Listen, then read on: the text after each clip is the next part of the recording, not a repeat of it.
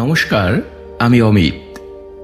মানুষের সঙ্গে ঘটে যাওয়া আরও কিছু অস্বাভাবিক ঘটনা নিয়ে হাজির অলৌকিক। বেশিরভাগ মানুষকেই একটা কথা বলতে শুনেছি, মানুষ মরে গেলে আর কিছুই থাকে না। কেউ কেউ তো আবার এক ধাপ এগিয়ে এও বলেন, মরার পর প্রিয় মানুষের শত্রু হয়ে যায়। আমি অন্তত বিশ্বাস করি না। মরার আগে একটা মানুষ খুব হেল্পফুল ছিল, যেই মরল তারপরে সে ক্ষতি করার চেষ্টা করবে, এটা হয় না। কয়েকশো ঘটনা আজ অব্দি শুনিয়েছি, কিন্তু এমন একটা ঘটনা পাইনি যেখানে মরার আগের প্রিয় মানুষটা মরার পরে শত্রু হয়ে গিয়েছে। কিন্তু অনেক ক্ষেত্রে দেখা যায়, মরার আগে যে মানুষটা দরদি ছিল, মরার পরেও তিনি তেমনই আছেন। যখন কেউ নেই সাহায্য করার, কেউ পারছে না, তখন প্রয়োজনে তিনি আসেন। আজকের ঘটনাগুলি সেই রকমই, যেগুলি শেয়ার করেছে রায়ান। অসংখ্য ধন্যবাদ রায়ান তোমাকে ঘটনাগুলি শেয়ার করার জন্য। এছাড়াও ধন্যবাদ জানাই জ্যোৎস্না ভট্টাচার্যকে থাম্বনেল দিয়ে অলৌকিককে সাহায্য করার জন্য। আর বন্ধুরা, তোমরা যদি এই ধরনের অলৌকিক, ভৌতিক ও দৈবিক ঘটনা আরও শুনতে চাও, তাহলে লাইক, শেয়ার ও সাবস্ক্রাইব করে অলৌকিকের সাথে থেকো।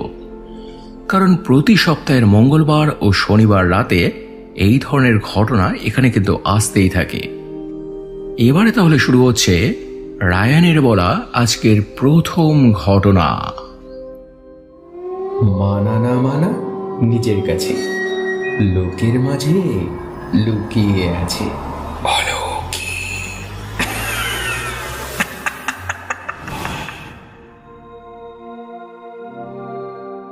অমিত, এখন আর তোমার সঙ্গে তেমন দেখা হয় না, তোমার বাড়িও তেমন আর আসা হয় না।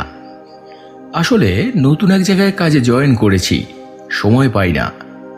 সকালে বের হই, ফিরতে ফিরতে রাত হয়ে যায়। তবু আজ যখন এসেছি, দুটো ঘটনা দিয়ে যাই। ঘটনাগুলো আমাদের নিজেদের ফ্যামিলিরই, আমার দিদাকে নিয়ে, মানে আমার মামা বাড়ির। ইউপির বুকে আমাদের মামা বাড়ির বেশ সুনাম আছে। পলিটিশিয়ান হিসেবে আমার বড় মামারও বেশ পরিচিতি রয়েছে। তোমার মামারা মোট 3 ভাই ও 1 বোন, বেশ পয়সাওয়ালা। আমার মায়ের বিয়ের কয়েক বছর পরেই আমার দিদা মারা যায়। তারপর মামারা যে যার মতো বিয়ে থাওয়া করেছে, সংসার করেছে। কিন্তু যে সময়ের কথা তোমাকে এখন বলছি, তখন আমার ছোট মামা বিয়ে করেনি। আমার 3 মামার মধ্যে আমার ছোট মামাই ছিল সব থেকে শৌখিন। নতুন নতুন ড্রেস পরবে, ঘুরবে ফিরবে, ভালো মন্দ খাবে দাবে, একটু বেপরোয়া বলতে পারো। এছাড়াও আমার ছোট মামার একটা শখ ছিল, মার্কেটে নতুন যে বাইকই আসবে সবার আগে ও সেটা কিনবে। প্রতি বছর এক একটা করে নতুন বাইক। তো এমনই একবার মামা একটা কি যেন বাইক কিনেছিল, আমি ঠিক বলতে পারবো না, কারণ তখন আমি অনেকটাই ছোট। তখনকার দিনেই বাইকটার দাম ছিল প্রায় 1.5 লক্ষ টাকা।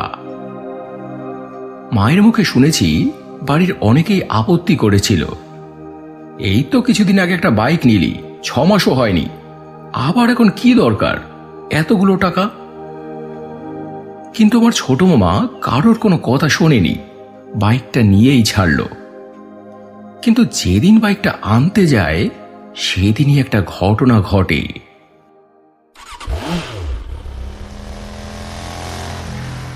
ছোট মামা একাই গিয়েছিল বাইক আনতে, কারণ আগেই বললাম বাড়ির কারো মত ছিল না। তো মামা বাইকটা নিয়ে চালিয়ে ফিরছে, মনে বেশ আনন্দ। কাজেই পেছনে তখন কি হচ্ছে মামা সেটা প্রথমে খেয়াল করেনি, কিন্তু মেন রোড ছেড়ে যখন গ্রামে ঢুকলো, তখন মামা খেয়াল করলো মামার পেছন পেছন একটা গাড়ি আসছে, একটা টাটা সুমো। প্রথমে তাও মামা আমল দেয়নি, যে গাড়ি তো আসতেই পারে। কিন্তু যত সময় গড়াতে লাগলো, ধীরে ধীরে মামা বুঝতে পারল যে গাড়িটা এমনি এমনি নয়, অন্য কোনো কাজে নয়। গাড়ির মধ্যে থাকা লোকগুলো মামাকে ফলো করছে। সেটা যখন মামা বুঝতে পারে, মামা তখন দিক পরিবর্তন করে। কিন্তু মামা যেদিক যেদিক দিয়ে যায়, গাড়িটাও মামার পেছনে পেছনে যায়। মামা স্পিড বাড়ালে গাড়িটাও স্পিড বাড়ায়। মামা এটা বুঝতে পারে যে কোনো শত্রুতা নয়, ওই বাইকটার জন্যই ওরা মামাকে ফলো করছে। যদি একবার কায়দা করতে পারে, বাইক তো যাবেই, প্রাণটাও যেতে পারে। মামা তখন বাইক চালাতে চালাতেই বড় মামাকে ফোন করে, কিন্তু বড় মামা হয়তো কোনো কাজে ব্যস্ত ছিল তখন, তাই ফোনটা ধরেনি। ছোট মামা তো পড়ল খুবই বিপদে। কি করবে তখন কিছুই বুঝতে পারছে না। গ্রামের রাস্তা, ফুল স্পিডে যে বাইক চালিয়ে বেরিয়ে যাবে তাও সম্ভব নয়, রাস্তা ভালো নয়। এমন করে ছোট মামা প্রায় আধ ঘন্টা ৪৫ মিনিট অনেক চেষ্টা করলো, কিন্তু কিছুতেই ওদের পেছন ছাড়ানো যাচ্ছে না। শেষমেশ ছোট মামা যখন বুঝতে পারল যে কোনো আর উপায় নেই, ওরা ধরে ফেলবেই, বাইক তো হাতছাড়া হবেই, প্রাণটাও যাবে, তখন মামা একটা পুকুরের কাছে এসে দাঁড়ালো।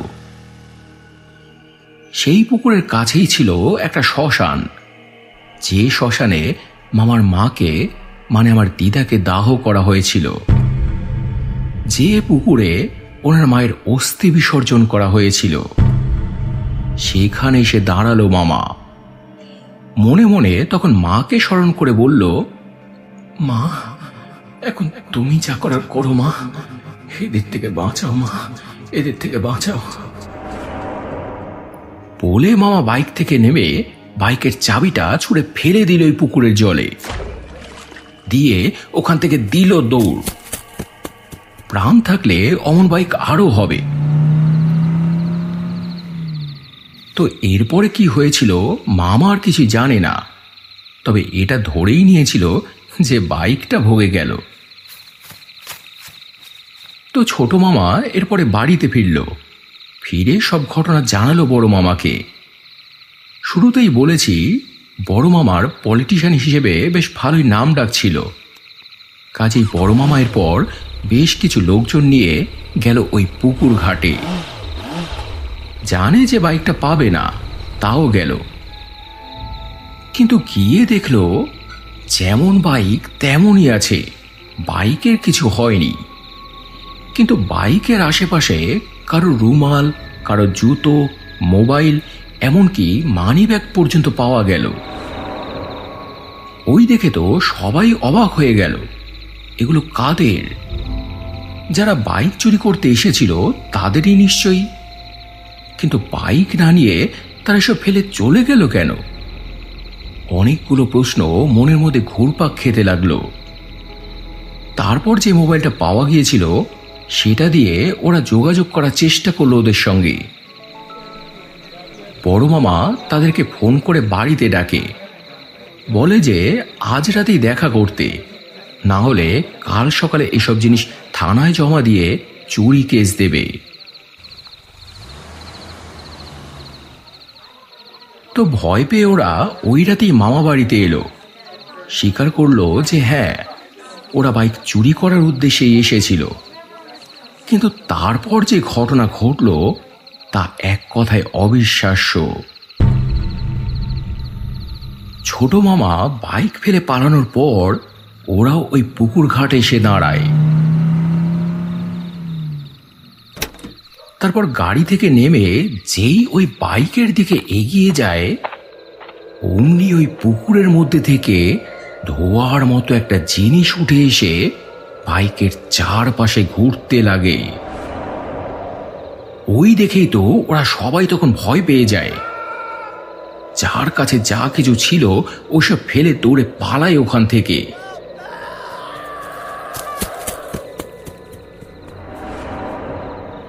তখনই ওসব জুতো, রুমাল, পার্স, মোবাইল পড়ে গিয়েছিল ওদের। মামা তারপর ওদেরকে সেই জিনিসগুলো ফিরিয়ে দেয় আর শাসিয়ে দেয় যে জীবনে যেন এই বাড়ির দিকে ওরা চোখ তুলে না তাকায়। ঘটনাটা হয়তো অবিশ্বাস্য লাগতে পারে, কিন্তু এটাই সত্যি। দেখো, যারা বাইক চুরি করার জন্য ঘন্টাখানেক ধরে ছোট মামাকে ধাওয়া করলো, সেই বাইকটা পেয়েও তারা এমনি এমনি তো ছেড়ে দেবে না। নিশ্চয়ই কিছু হয়েছে। যে কথা তারা বলল হয়তো সেটাই সত্যি, কারণ কোনো জ্যান্ত মানুষ তো নিশ্চয়ই বাঁচাতে আসেনি। এলে সে নিজেই ওদের হাত থেকে বাঁচত না।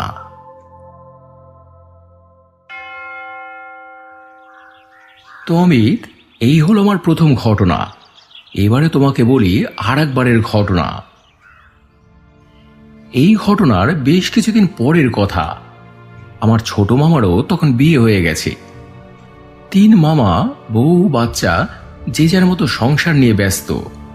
কিন্তু বিয়ের পরে যা হয়, এর এই কাজ ওর সহ্য হয় না, ওর ওই কথা এর হজম হয় না। কারোর সঙ্গে কারো বোনাবন্তি নেই। এমন করতে করতে ভাইয়ে ভাইয়ে, বউয়ে বউয়ে বিরোধ বাঁধল। পরিস্থিতি এমন জায়গায় দাঁড়ালো যে মার মার কাট কাট অবস্থা। হাড়ি তো আলাদা হলোই, বাড়ি ভাগাভাগির প্রস্তাব উঠল। কিন্তু যেহেতু সম্ভ্রান্ত পরিবার, তার উপর গ্রাম্য এলাকা, তাই বোঝই তো, লোকজন হাসাহাসি, তামাশা দেখা সবই চলছে গ্রামের মধ্যে। বাড়ির মান ইজ্জত বলে কিছুই থাকছে না। কখনো কখনো তো পরিস্থিতি এমন জায়গায় দাঁড়ায় যে যুদ্ধ বেঁধে যায় ভাইয়ে ভাইয়ে। শেষে একদিন আমার মাকে মামাবাড়ি থেকে ফোন করলো যে মা এসে যদি কিছু করতে পারে। কারণ মা ওই বাড়ির একমাত্র মেয়ে, সবার খুব আদরের। অন্যদিকে আবার আমার বাবা, তাকেও আমার মামাবাড়িতে খুব মানে। একমাত্র জামাই, তাই তার কথা কেউ ফেলে না। তাই মামাবাড়ি থেকে আমাদের বাড়িতে ফোন করলো যে আমার মা বাবা যত তাড়াতাড়ি সম্ভব যেন একবার আসে, কিছু একটা যেন করে। না হলে দিন দিন যা হচ্ছে, কবে কার লাশ পর্যন্ত পড়ে যাবে। তোমার বাবা মা একদিন সেই উদ্দেশ্যে রওনা হলো, মামা বাড়ি গেল।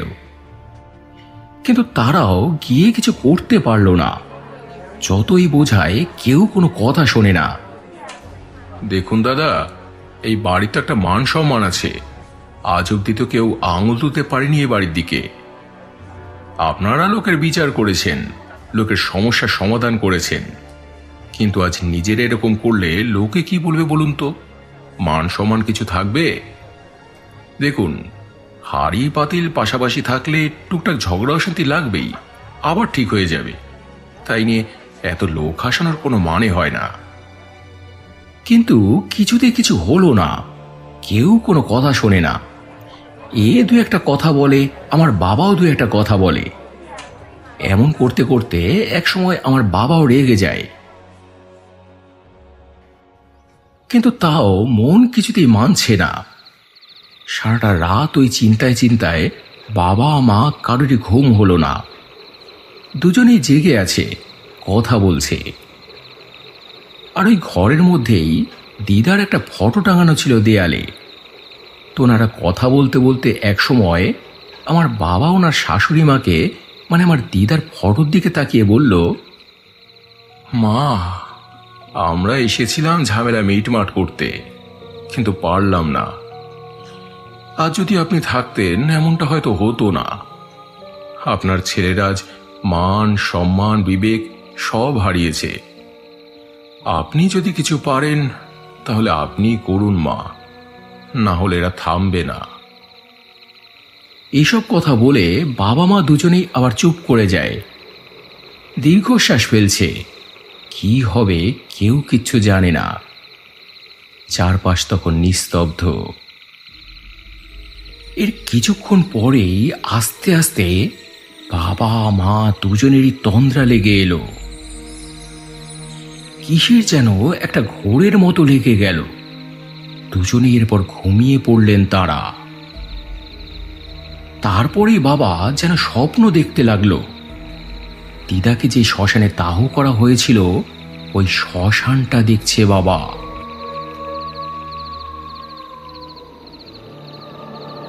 শ্মশানের ওই মাটি থেকে আস্তে আস্তে ধোঁয়ার মতো করে উঠে এলো দিদা।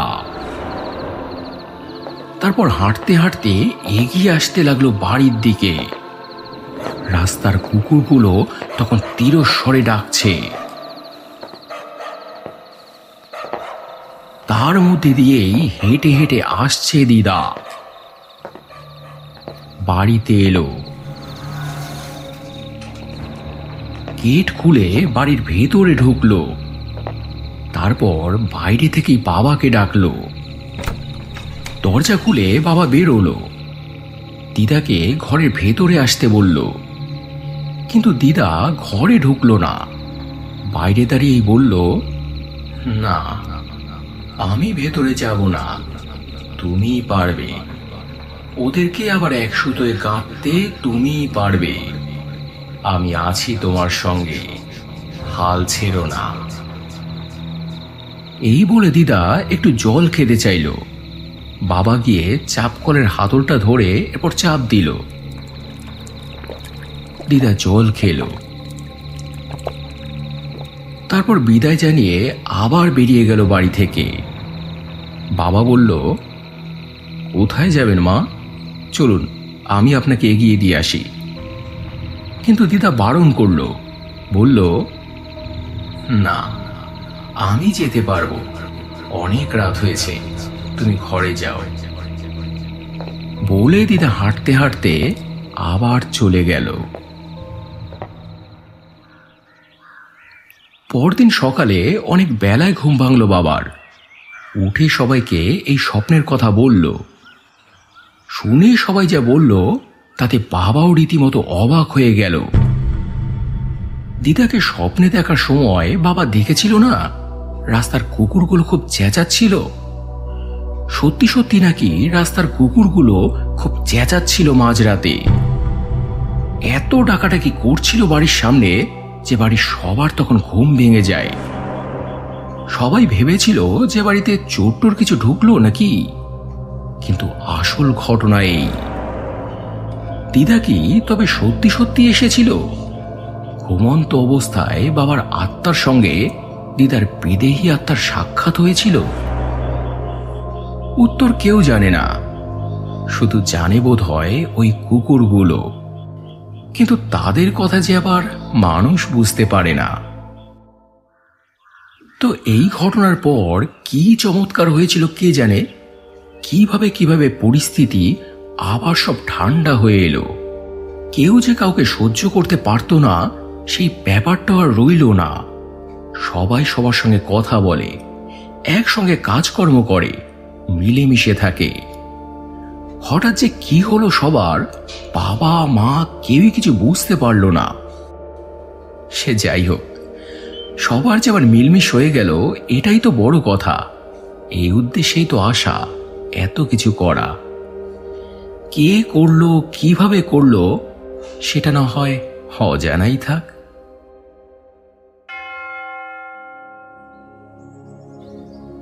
তো এই ছিল বন্ধুরা আজকের দ্বিতীয় ঘটনা। প্রথম এবং দ্বিতীয় ঘটনা দুটোই সাংঘাতিক ভালো। তো কেমন লাগলো তোমাদের আজকের ঘটনাগুলি কমেন্টে জানিও। যদি ভালো লেগে থাকে তাহলে ফেসবুক, ইনস্টাগ্রাম বা পরিচিত মানুষদের সঙ্গে প্লিজ শেয়ার করে নিও। আর এমন ঘটনা বা এমন অভিজ্ঞতা যদি তোমরাও এখানে শেয়ার করতে চাও তাহলে থাম্বনেলে দেওয়া এই নাম্বারে আমাকে হোয়াটসঅ্যাপ করে দাও। লিখেই যে পাঠাতে হবে বা সাজিয়ে গুছিয়ে যে বলতে হবে এমন কোনো কথা নেই। সাজিয়ে গুছিয়ে নেবার দায়িত্ব আমার, তাই যে যেভাবে খুশি তোমরা সেইভাবেই এখানে ঘটনা পাঠাও। তো এবারে গত এপিসোডের কমেন্ট পড়ার পালা, যেখানে মারিয়া বাড়ই লিখেছে ভয়ে নিঃশ্বাস বন্ধ হয়ে আসার মতো ঘটনা। স্বপ্নাদি লিখেছে, অমিত তোমার বাড়ি কোথায়? আমার বাড়ি বেলঘরিয়া দিদি। জবা চক্রবর্তী লিখেছে, হ্যালো অমিতদা, আমি ডানকুনি থেকে জবা চক্রবর্তী বলছি। আপনার দুটো ঘটনাই ভালো হয়েছে। শুধু নাম বললে হবে? যেটা বললাম সেটাও তো বলতে হবে। হ্যাঁ বলি তো, তবে প্রতিটা এপিসোডে সবার কমেন্ট পড়া তো সম্ভব না, অত সময় কোথায়। তাই ঘুরিয়ে ফিরিয়ে পড়ি, যাদের পড়তে পারি না তাদের নাম বলি। এরপর অমিতা জেঠিমা লিখেছে, অলৌকিকের সব ইউনিক ঘটনা শুনতে চলে আসলাম, সব সময় তোমার সাথে থাকবো। দামিনী পাল লিখেছে, দুটো ঘটনাই খুব ভয়ের, খুব ভালো লাগলো। Love from Belgharia. স্পিরিচুয়াল থেকে লিখেছে, আজকের দুটো ঘটনাই দুর্দান্ত ভয়ের, শরীরে কাটা দেয়। যে যেমন খুশি ঘটনা পাঠায়, তুমি এত সুন্দর করে বলো, তোমাকে স্যালুট জানাই। টিএন তিরুম লিখেছে, হরে কৃষ্ণ ভাই, আজকের ঘটনা থেকে খুব ভালো মেসেজ পাওয়া গেল। ভগবানের নাম স্মরণ করলে সব বিঘ্ন কাটবে। মনীষা কাকিমা লিখেছে, অসাধারণ ঘটনা। সুরজিৎ লিখেছে, খুব ভালো লাগলো শুনে। এছাড়াও কমেন্ট করেছ তপতি দাস, কৃষ্ণ হালদার, গীতাদি, সৌমিতা চক্রবর্তী, এমডি মঞ্জু, সৌরভ রয়, মিঠু পাত্র, দেবাশিস খাটুয়া, মায়াদি, জয়া বণিক, মিঠুন পাল, সাইনার সুবীর, সুদেশা সিংহা রয় সহ অসংখ্য অসংখ্য প্রিয় বন্ধুরা, তোমাদের প্রত্যেককেই অসংখ্য অসংখ্য ধন্যবাদ আর বুক ভরা ভালোবাসা জানিয়ে আজকের এপিসোড এইখানেই শেষ করছি বন্ধুরা। আবার দেখা হবে শনিবার আরও একটা জমজমাট অলৌকিক এপিসোড নিয়ে। সবাই খুব ভালো থেকো এবং ভালোবাসা নিও। ধন্যবাদ।